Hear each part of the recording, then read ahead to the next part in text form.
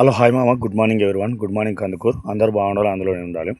ఈ మధ్య విద్యార్థులు అయితే అడిగారు కదా ఒక విషయం, ఏమని అంటే 10th క్లాస్ పేరువల్ ఇచ్చినప్పుడు మన స్కూల్లో మీరు ఎందుకు ఏడవాల్సి వచ్చింది సార్, ఎందుకు ఏడ్చారు అని ఒక మాట అయితే అడిగారు కదా.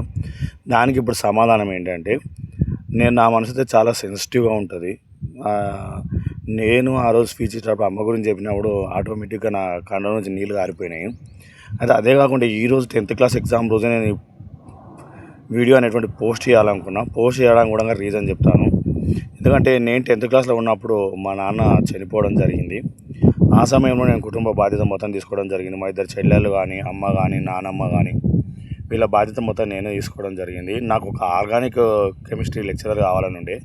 ఆ కళ అయితే నెరవేరలేదు. కాకపోతే టీచింగ్ వృత్తిలోనే ఉన్నాను. జీవితంలో శుద్ధముక్క బోర్డు అనేటువంటిది నా జీవితంలో భాగమైపోయింది.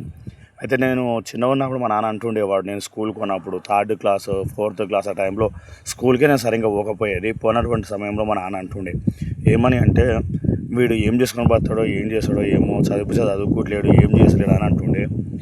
అలాంటి అన్నం మాటలు గుర్తుకొచ్చినప్పుడు అలా చాలా చాలా బాధ అనిపిస్తుంది.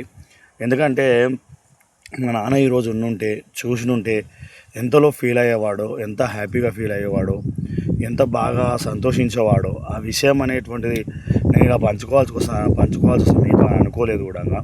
ఎందుకంటే మనం వచ్చిన దారిని ఎప్పుడు మర్చిపోవద్దు. ఏదైనా ప్రదేశానికి ఎక్కినప్పుడు వచ్చినటువంటి నిచ్చిన దారి మార్గాన్ని అనేటువంటి మర్చిపోవద్దు. ఎందుకంటే ఇంతలా మనల్ని పెంచి పోషించేవారు తల్లిదండ్రులు. ఎందుకంటే అంత సమయం అలా ఉన్నా కానీ నేను ఆ కుటుంబం దగ్గర ఉండి అన్నీ కొనసాగించడం జరిగింది. చదువు కూడా అలానే కొనసాగించాను. అసలు 10th క్లాస్ ఎప్పుడు బంద్ అవుతానో ఏమిటో, మరి మా నాన్న లేదని నాకు అనిపించింది. 10th క్లాస్లో మా నాన్న చనిపోవడం చాలా బాధాకరమైన విషయం. అతను ఉంటే ఇంకా చాలా సంతోషించేవాడు కూడా.